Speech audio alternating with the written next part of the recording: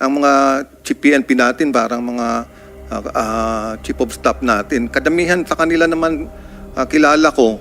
And I know they have their own legacies in running the PNP.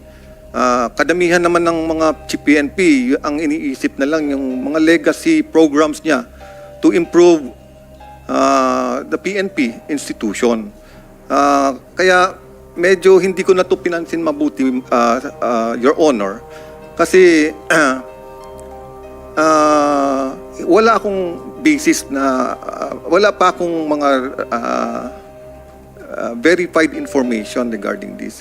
Kaya I qualified it earlier in the last Senate hearing na raw information to.